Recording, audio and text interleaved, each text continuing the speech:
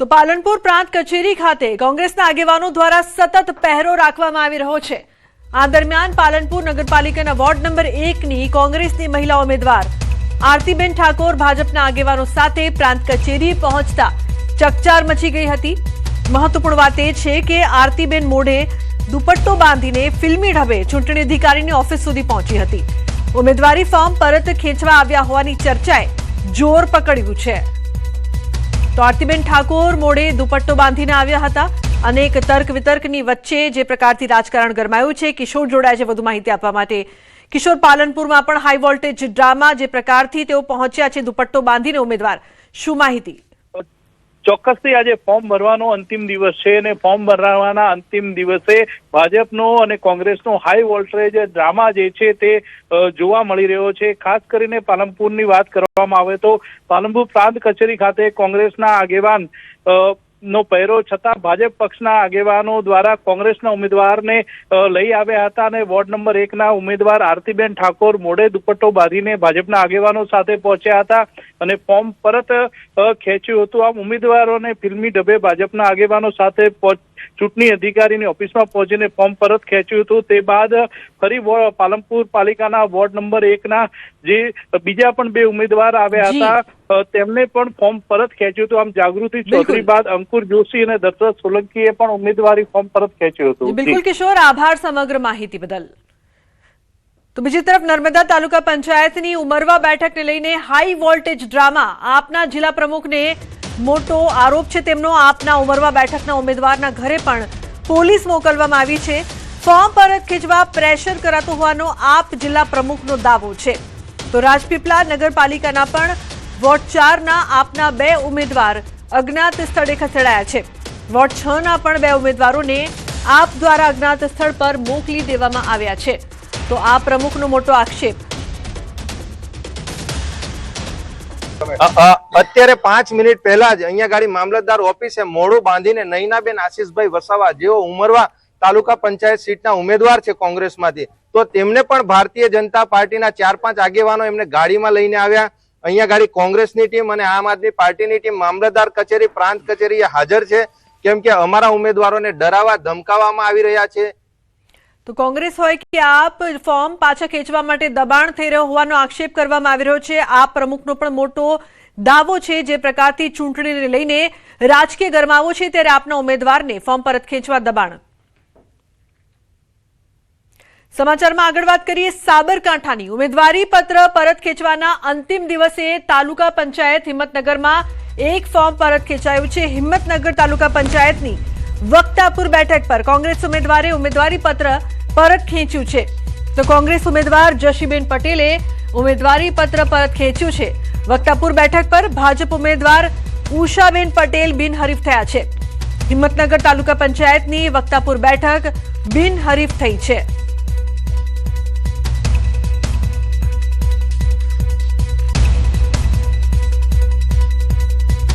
તો હિંમતનગર તાલુકા પંચાયતની વધુ એક બેઠક બિનહરીફ। વક્તાપુર બેઠક બાદ હવે નિકોડાના ભાજપ ઉમેદવાર પણ બિનહરીફ થયા છે। ભાજપ ઉમેદવાર નિર્મલ પટેલ બિનહરીફ। કોંગ્રેસ ઉમેદવાર પોપટભાઈ પટેલે ઉમેદવારી પત્ર પરત ખેંચ્યું છે। અન્ય એક અપક્ષ દ્વારા પણ ઉમેદવારી પત્ર પરત ખેંચાતા નિકોડા બેઠક બિનહરીફ જાહેર થઈ છે।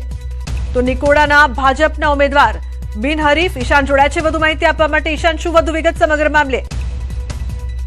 ચોક્કસ કે આજે જે ફોર્મ ખેંચવાનો અંતિમ દિવસ હતો તે દરમિયાન જ તાલુકા પંચાયતની 2 સીટો છે કે જે બિનહરીફ થઈ છે।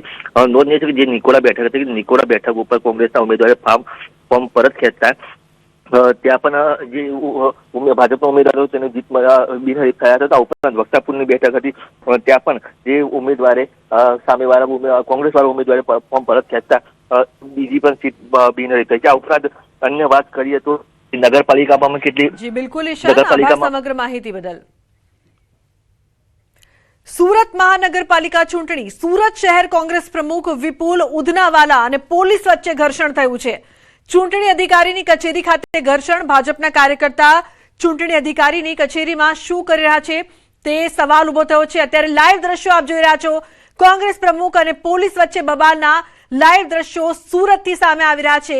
ઉમેદવારી ફોર્મ ખેંચવાની છેલ્લી ઘડીએ જબરદસ્ત તમાશો સુરતમાં જોવા મળી રહ્યો છે. સુરત પોલીસ અને કોંગ્રેસના કાર્યકર્તાઓ વચ્ચે ઘર્ષણ સર્જાયું છે. ધક્કામુક્કીના પણ દ્રશ્યો સર્જાયા છે, જેના સીધા દ્રશ્યો અત્યારે સુરતથી સામે આવી રહ્યા છે.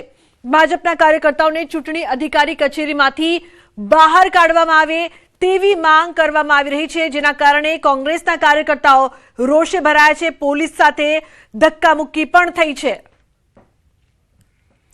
ઉલ્લેખનીય છે કે ઉમેદવારી ફોર્મ ખેંચવાની છેલ્લી ઘડીએ સુરતથી હંગામાના જે દ્રશ્યો સામે આવ્યા છે, કોંગ્રેસ પ્રમુખ અને પોલીસ વચ્ચે બબાલની ઘટના બની છે. ચૂંટણી અધિકારીની કચેરી ખાતે ઘર્ષણ સર્જાયું છે. દ્રશ્યોમાં આપ જોઈ શકો છો, ધક્કામુક્કી પણ થઈ રહી છે. જે પ્રકારની આ સમગ્ર ઘટના સામે આવતા તમાશો છે તે છેલ્લા દિવસે પણ યથાવત જોવા મળી રહ્યો છે.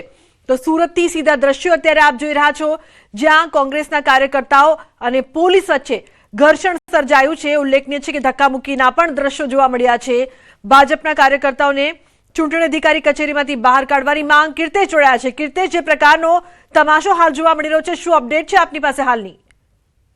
બિલકુલ, લુબના સ્થાનિક સ્વરાજની ચૂંટણીમાં ફોર્મ ખેંચવાનો છેલ્લો દિવસ હતો અને જે પ્રકારે કોંગ્રેસને જાણકારી મળી હતી કે વોર્ડ નંબર 1 બોની પટેલ નામનો જે કોંગ્રેસનો ઉમેદવાર છે તેને ભાજપના કેટલાક વ્યક્તિઓ લઈને આવ્યા છે અને ચૂંટણી પંચની ઓફિસમાં તેનું ફોર્મ પરત ખેંચાવી રહ્યા છે, જેને લઈને કોંગ્રેસ શહેર પ્રમુખ વિપુલ ઉદનાવાલા પોતાની ટીમ સાથે પહોંચી ગયા હતા. પોલીસ દ્વારા તેમને અંદર ના જવા દેવાને લઈને બહાર ઘર્ષણના દ્રશ્યો સામે આવ્યા હતા. થોડી વાર પછી બોની પટેલ પણ બહાર આવ્યા હતા અને પિક્ચર ક્લિયર થઈ ગયું છે કે બોની પટેલે કોંગ્રેસમાંથી પોતાનો ઉમેદવારી ખેંચી લીધી છે, જેને લઈને કહી શકાય કે કોંગ્રેસના જે કાર્યકર્તાઓમાં છે તેમાં રોષ જોવા મળી રહ્યો છે. અને બોની પટેલ જે રીતે બહાર નીકળ્યા એટલે પોલીસ પ્રોટેક્શનમાં તેમને કલેક્ટર ઓફિસથી લઈ જવામાં આવ્યા હતા. એટલે કે ચૂંટણી આવતાની સાથે કોંગ્રેસમાં રહેલા યુવાનો ટિકિટ માટે દોડે છે અને ટિકિટ મળ્યા બાદ આ પ્રકારની ગદ્દારી કરે છે. એટલે ગદ્દારના સિમ્બોલ સાથે કોંગ્રેસના કાર્યકર્તાઓ મારવાનો પ્રયાસ કર્યો હતો, જો કે પોલીસે તેમને કોર્ડન કરી અહીંથી બહાર લઈ ગયા હતા. ખાસ કરીને જે પ્રકારની આ ઘટના છે, ચોક્કસ સ્થાનિક સ્વરાજની ચૂંટણીમાં કહી શકાય કે ફોર્મ ભર્યા બાદ આજે ફોર્મ પરત ખેંચવાના સમયે જે દ્રશ્યો સામે આવ્યા હતા તે ખૂબ જ ચોંકાવનારા હતા અને સ્થાનિક સ્વરાજનો સાચો રંગ આજે જોવા મળ્યો હતો. કારણ કે ચૂંટણી પ્રચારમાં, કારણ કે સુરત એક એવી જગ્યા છે કે જે રાજકારણનું એપી સેન્ટર બન્યું છે. સુરત કોંગ્રેસ અને આપ ત્રિપાક્ષીય જંગ છે, તેની વચ્ચે આજની આજે ફોર્મ ખેંચવાનો દિવસ હતો, ત્યારે કોંગ્રેસના વોર્ડ નંબર 1 બોની પટેલે ફોર્મ ખેંચતા કહી શકાય છે કે સીધું જંગ હવે અમરોલી વિસ્તાર કે જે વોર્ડ નંબર 1 વિસ્તાર છે ત્યાં ભાજપ અને આપ સામેનો સીધો જંગ જોવા મળશે.